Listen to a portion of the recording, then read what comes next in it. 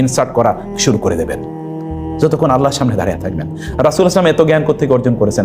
আচ্ছা, সাহাবীরা এত জ্ঞান কোত্থেকে পেয়েছেন বলেন তো? কোত্থেকে তারা এত জ্ঞান অর্জন করলেন?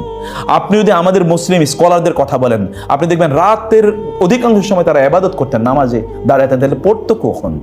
এত জ্ঞান কোত্থেকে অর্জন করলো? এত বই কখন লিখলো? তারা পড়লো কখন? লিখলো কখন? এত এবারত বা এত রেফারেন্স তাদের কিভাবে মুখস্থ থাকলো? কিভাবে থেকে জানেন? জ্ঞান দেওয়ার মালিক যিনি, তার সামনে যখন দাঁড়িয়েছিলেন তখন তিনি এমনি দিয়েছেন। আপনি টাকা ইনকাম করে কত টাকা ইনকাম করতে পারবেন, কিন্তু একজন 1000 কোটি টাকার মালিক আপনাকে যদি একসাথে 100 কোটি টাকা দিয়ে দেয়, 100 কোটি টাকা আপনি আজীবন ইনকাম করতে পারবেন নাকি? তা তো পারবেন না।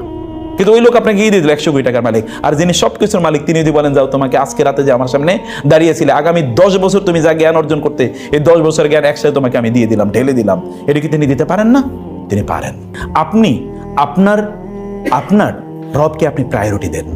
আপনার রবের ডাক যখন আসবে তখন সবকিছু ভুলে যান। রাসূলুল্লাহ সাল্লাল্লাহু আলাইহি ওয়াসাল্লামের চেয়ে তো নিশ্চয়ই বেশি কর্মব্যস্ত আপনি না? রাসূলের চেয়ে তো নিশ্চয়ই কর্মব্যস্ত না। তার কয়জন স্ত্রী ছিল? সর্বনিম্ন তো 9 জন একসাথে ছিল। তারপরে বেশি কম বেশি ছিল। রাসূলুল্লাহ সাল্লাল্লাহু আলাইহি ওয়াসাল্লাম স্ত্রীদেরকে সমানভাবে সময় দিয়েছেন। একজন স্ত্রী পালতে গিয়ে তো এখন প্রায় প্রতিদিন আপনি বলেন যে আমি বাসা